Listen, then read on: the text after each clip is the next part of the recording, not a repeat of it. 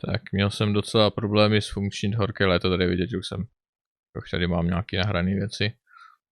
Teda už vyrenderovaný, přestříhaný, blablabla. Byl docela problém horké léto 2 rozjet na v dnešní době už čemkoliv. Nefungovalo mi to, já si to tady nejdřív pustím. Virtualizace, virtuální sítě, mechaniky, systémy, tady. Ne. Říkat, proč to nemám?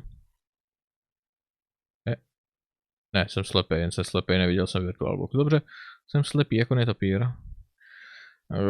Nedařilo se mi vlastně to nezajímá mě nová verze, běžte do hajzlu. Nedařilo se mi sfunkčnit horké léto 2 ani na 7 64 bitových, kde se ta hra spustí a je seklá na čítací obrazovce, definitivně. A tak jsem si to zkoušel pod svýma legitimníma XPčkama a tam mi to jenom napsal program, provedl neplatnou operaci, bude ukončen. No, rip, mrtvý to bylo. Skvělý, dokonalý, ale stojí to za hovno. To jsem to asi taky nechtěl. Tak takový loukinku to mimochodem hraju, tak je to mám nastavený. No, tak jsem si říkal, dobře, ono je to mířený na 95 a 98 Windowsy, horké léto 2, si říkám, no mám sice pod XPčkama virtualizovaný 98, ale já mám pod svýma 64 bitovýma Windows 7 virtualizovaný 32 bitový Windows 7. Že bych to na nich zkusil? No tak jsem to na nich zkusil a ono to fakt fungovalo. Tak mě to docela zarazilo. Ale jo, funguje to. Překvapivě. Takže jsem si to sem vrazil, tady to funguje. Ještě je možná potřeba nainstalovat kodeky, vlastně, aby to přehrávalo video. Ty někde na internetu na abeceda her nebo tak byly, ale tuším, že já jsem je tady buď nepoužil, nebo jsem to tam jen přetáhl nebo něco. Ani nevím, jestli tady někde něco mám. Takže mi to tak chvilku nespadne. Čas mi to padá. Tady ta bestie. Aniž by ta hra byla nainstaluji jako první jako administrátor. Jako správce pravým tlačítkem. To bude ono, já je tady mám. Oho. Setup plugin. MS out. MS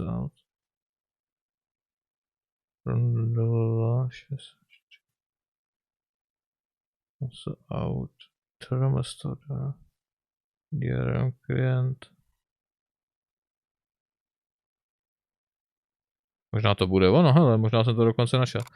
Já to přibalím k tomuhle. Jo, tady já jsem audio kodex, já jsem slepý. Jo, a tady to se má nainstalovat, to jsou různý audio kodeky a já nevím co všecko. Jo, a tady VMA kodeky.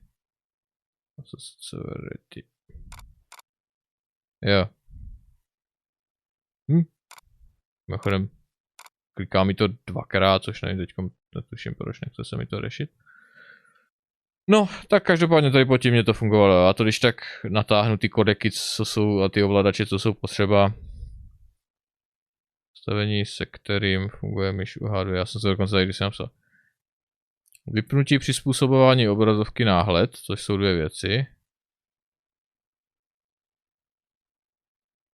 Jo. 200% velikost, to už tady mám, to je to někde, jo, tady je náhled, jo, a tady. Vypnutí přizpůsobování obrazovky. To já si myšleno tohle. Pak faktor změny na 200, to je ten druhý bod. A během hry vypnout integraci myši. Tohle mě hodně zaráželo a myslel jsem si, že to kvůli tomu nesfunkčním. Protože ta nefunguje pořádně myš ve hře. Když je to takhle virtualizovaný. A já jsem nevěděl proč, na internetu bylo napsáno, že stačilo tady tu integraci myši vypnout, zapnout. Jo, a to by nic nedělalo. Jenže mě to začalo něco dělat, když jsem to vypnul nebo zapl během hry, když už je ta hra spuštěná. To mě na hodně hodin tohle to zarazilo, než mě to napadlo to vůbec udělat.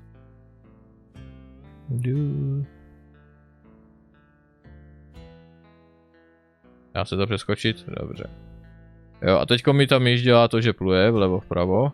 Myslím, že pak už to začalo fungovat, že už to dělám i bez toho, ale musel jsem to aspoň jednou vypnout a zapnout během hry. Což je jako šílený. A teď vypnu integraci myši. Nebo zapnu, nebo ani nevím. Teď už se to chytá a teď už mi myš funguje normálně. Už mi ultra nepluje nehratelně, tak jak to bylo. A že můžu hrát mimochodem, doporučuju tu hru hrát virtualizovaně, protože je šíleně, ale šíleně zabugovaná a může shodit celý systém na null pointeru, což jsem nahrál, což mám nahraný a jsem s tím spokojený. Kdy to shodí vlastně jak tu hru, tak celý ten operační systém to shodí a nakonec to shodí i ten emulátor, bug ve hře. On tady píše specificky, o co tam jde, protože naštěstí mají docela dobrý debugovací informace, kde ta hra, když chcípne, jak vypíše, co se jako kde posral, což je takový vtipný. Ťap. A můžu spokojeně hrát. No, to bude asi všecko. Takže takhle jsem to zfunkčnil a jsem z toho nahrál 7 epizod. Takže dá se to zfunkčnit, ale je to hodně dementní.